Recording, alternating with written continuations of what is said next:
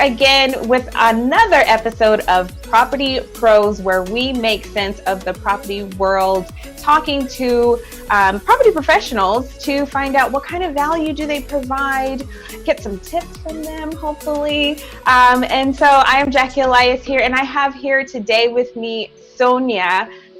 Tell me how to say your last name. Tafilipepe. Tafilipepe. That's a pretty awesome name. She is a real estate agent and owner of Dynamic Realty in Christchurch. Right? So it's awesome to have you here today. Thank you so much for letting me interview you, pick your brains. I think people have an understanding, like they think they know what real estate agents, what they do and what value they provide. But the more I talk to real estate agents, I think that sometimes there can be some misconceptions there. So how would you say that, what's the value that real estate agents can bring to a property deal? Okay, I'm going to talk about myself and what I provide, the value that I provide. So when listing a property, the biggest thing is that most owners, if you ask them what they're wanting, they want a stress-free transaction to happen. They want to be communicated throughout, not just said that they're going to be communicated to, and they want someone that's straight up. So I'm straight up right from word go. I'm not going to tell them their house is worth a certain amount if it's not. I'm going to tell them the appropriate statistical range, and then I'm going to tell them the process that I'm going to do to get the most for their property, because there's different processes that help achieve better results in different markets. So that we also, at Dynamic Realty, we also do 3 to 5 hours of gardening or cleaning prior to presentation and photos or afterwards. So it's either to get the property prepared beforehand or at the end when they're moving out, and the stress of cleaning and moving out. So that just takes that away, the stress away from them. Most of them use it at the end rather than at the beginning. So we do that as well. We also cover the marketing costs. Now, I know not all real estate agents do that. They get the money up front for marketing. For us, we are offering that just because it's no stress at the beginning. You don't have to pay anything unless we get you the price that you wanted. And that. So we offer that. We're really technical, with technology I'm meaning. So everything we do from start to finish, they know what's happening. So they know as soon as we list their property from woe to go, this is the process. They have a copy of that, of what we're going to do every step of the way. At open homes, we provide, I don't give out flyers. So the reason why I don't give out flyers in an open home, because buyers go around looking at the flyer, not looking at the property. So then what I provide is that I take their name and their details. It's all into my phone app. By the time they leave the open home, they've got a flyer directly. They know which property they've visited, and they've got all the documents. So in this market, it's not about standing back and letting buyers come to you. It's about trying to go out to buyers as well. So I also have another application that we use, which is Agent Send. So we have all our documents uploaded for ease, so buyers can download that, and then once I get sent that they've downloaded it, I can then, if they haven't already asked to see the property or haven't viewed it, then I can go back and ask them. So we're capturing buyers all over the place. I also work buyers as well as sellers, because for a real estate agent, when I list a property, if I've already listed one similar, then I often have buyers that have missed out. So it's a matter of matching buyers in that two properties. So I can do that quite easily. And that, so because a buyer may have been looking for quite some time, but even though the property's just gone on the market. So it's just about working with two streams of people. So I can show the owners that I actually have a database of buyers that I'm working with. The other thing we're really big on is social media. Now, in social media is everywhere. I've got big connections myself right across New Zealand and Australia and the world. But for them, when they're selling their property, I go onto the community Facebook page. We put it on Marketplace, which we get lots of inquiry from, as well as our own website and the other, like trademerealestate.co as well. So everything's digital, but everything is captured. I'm very systemized and process orientated. So when I show owners that I'm listing their property, I show them the systems and that I have in place to be able to make sure that we're doing our job and what we're doing. So, every Monday they receive a vendor report. We text straight away after the open home saying 5 pick groups through, we'll let you know if there's any interest. So it's all about, we have to show what value we can, personally add, and that's how we do it at the moment. Yeah, that sounds like, whoa, so many things. Now, how typical is that? Like, so I'm, as you can tell if you're watching this, my accent's from the US. So I'm not really used to real estate agents not working with buyers and, those different things. So how typical is that if you're going to be represented by a real estate agent if you are a buyer? Oh, in New Zealand, it's quite a bit different. Like, there'll be some agents that will have buyer's agents that literally work for them. But in general, buyers just go off on their own. Like, I work in closely with mortgage brokers because I think it's quite good. If they've got someone that's ready to go, then I can take them through the next process. Right. So about continuity of care. But generally, a lot of agents, and I'm, being generic, a lot of agents do not work buyers. They will work listings, and then they'll get the buyers, obviously to the listings, but don't do a lot of them following up and seeing if they can help them with any other properties. So it is completely different than the US. Yeah. How would you find someone? Let's say I'm either a seller and I want to work with somebody who does work with buyers, because to me, just in my brain, that makes sense. That if you do have a database of buyers, then I maybe can get my house sold faster, or whatever the case, whatever your goals are. And then if you're a buyer, that's great, because then you have somebody that's actually looking after you, finding out what you're looking for, helping you find it. How would you find someone? Obviously, we can go dynamic realty. That would take care of everything. Yeah. But how would someone find someone who is going to have that kind of setup? I guess it would just be a matter of asking them, because it's, as I said, there's some, like, the top agents generally have teams of people working for them, so they do. But a lot of individual agents don't do it. So it'd be hard to pinpoint and say, hey, look, this is what we do and this is what we don't. You'd have to literally ask those questions, because I think it's quite important, because if I'm selling my house, I would want the same. I want someone to know that they're working, all streams of the continuum for me. And that, to try. I also forgot one other thing. We're also at the moment, when we list and sell places, we're actually also giving $500 voucher to local businesses of their choice. So just to help and get back into the community.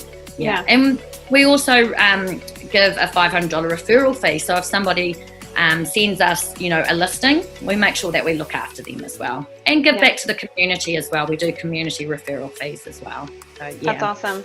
No, that's awesome. Yeah. Now tell me a little bit more about, now this is just me going to wonderful Google, trying to understand more. And I'm finding listing agent, seller's agent, buyer's agent. You did speak a little bit about buyer's agent. What are the differences between those three type of agents? They're all real estate agents, right? Yeah. So we're all salespeople. So a listing agent, if there's a team of people, there'll be a listing agent. So there'll be the main person that does all the listings. The selling agent is the same as a bit of a buyer's agent. So the selling agent is the one that works with the buyers, and they will help sell the property. So a lot of agents do it all, but some are in teams and they've got so much volume in that going through. Like, I have other agents that help me sell my properties as well, and work the buyers. So, if a buyer comes through a property and that property's not for them, then we go through and we help them out as well. So they can be either one salesperson, or they can be like 2 to 3 salespeople. Right. It just depends on which side of the transaction that they're working. And they could work, can you work both? Be the listing agent and the seller's agent? Yes, definitely. And ideally that is what most agents do. I'm a business owner, so it's a little bit different. But for most listing agents, they'd list and sell their own properties. Yeah. Right. Now, is there a little, I've heard some people say, oh, well, are they going to actually, try to make me increase my offer because they're trying to get a better commission, or, all of that, if you have a listing agent as a seller's agent, like that little weariness I've heard some people say. What would you say to that? I don't get involved in that, and I don't think that it is generally the case. Obviously, the more we get, we work for the owner always. Even if you're the selling agent, our main aim is the owner we work for. But in saying that, you can still look after the buyers as well. It's a business transaction. It's not emotional, it's business. You're trying to get the owners the most money, and you're going to try and get the buyers to a place where they're able to afford, and we facilitate that process. So generally it's about that rather than how the commission. So I do work-ins, or my other staff, if they sell it, obviously there's a percentage split of what you get for a listing and what you get for a sale. And obviously if you bring in a listing, you're going to get a higher percentage of the commission than you are if you sell the property. Yeah. Right, because the buyers aren't paying anything for your service, right? So that makes sense. So as far as like you said, costs. So that would be more for people who are selling their home. What kind of, you might have something different, but what in general, and then if you have anything to add, like what are the costs involved? So generally, like if someone's taking their property to auction, they generally, they get a builder's report, which can be like from 400 up to 800. And that's to check, if anything's wrong with their property, it's best to know beforehand. I'm actually, at this moment, we're actually providing builders reports for all our listings, just so that we can help them out, and so that we know before a buyer gets it if there's anything that needs fixing on the property. They then get the owners get a LIM report. Ideally, this would be great with all homeowners, but more so for auction properties. A LIM report, and in Christchurch, they're about $267. So we get that. We get the property file from the council, which is about $20 roundabout. And then there's marketing costs. So there's marketing costs if you want to go into the paper, for Trade Me, realestate.co, signs and things like that. So there's those sort of costs depending on what company you're with and that. And then there's the commission rate. Now the commission rate can range from 1% up through to 4%. So it just depends on, obviously, all different companies have different structures, and there are some companies out there that have set commission dollar figure. Yeah. Right. So if someone is saying, hey, I want to shop around, and I think, to me, if you find the house, if you're selling a house and you find somebody that you believe is going to meet your goals, then that's a huge part of making the decision, but if someone is shopping around other than, that, and they're looking at costs, can you just call them up and say, hey, look, give me a rundown of your costs? How would people shop around? Yeah, and that's what happens. Often people ring up and they'll ask, what's your commission rate? What do you charge and things like that? Because for most people, obviously it's a big asset, getting the most out of their property is so important. And I think if a lot of people, though, generally go with an agent that they can relate to, know that someone's going to work hard for them and do what they want them to do. And that's about asking the owners what they want, because, there can be a bit of difference. It does always come down to the last figure, but if they're getting an 8, like it could be in percentage wise. Now I get listings over lower percentage of commission agencies. Now the reason why I do that is because I'm showing them, this is what I offer, this is what I do. I negotiate so hard that I get the last dollar out of the buyers. This is how I work them. So it's a matter of, and it's personalities and things like that as well, working out who you align with, who you think is going to do the best job for you.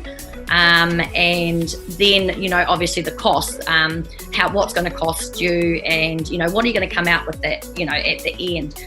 And, like price wise of the properties, we're not valuers. We can give them a guideline and they can tell us what they, round about what they're wanting. And a lot of them do. And then they say, hey, look, but our commission, we need to get this amount in the hand. And so it's a matter of working with them to, to try and do that and, work through that. So yeah. Awesome.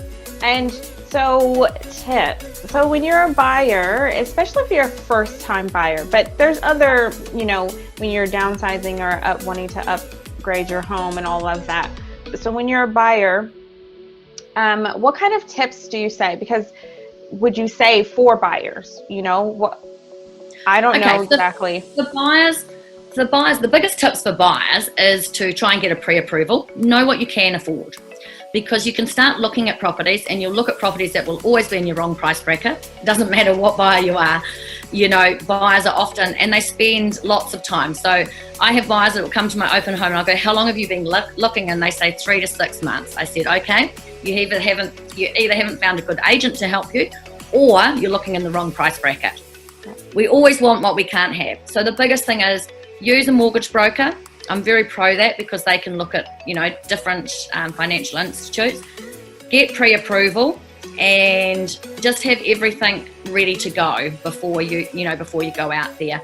And then, as I would actually say, align yourself with a real estate agent, because a good real estate agent should be able to take you through the whole process. Like, once you put in an offer, this is what's going to happen. Once you've got it under offer, a lot of agents leave buyers alone, but it's like that's when they need the most help.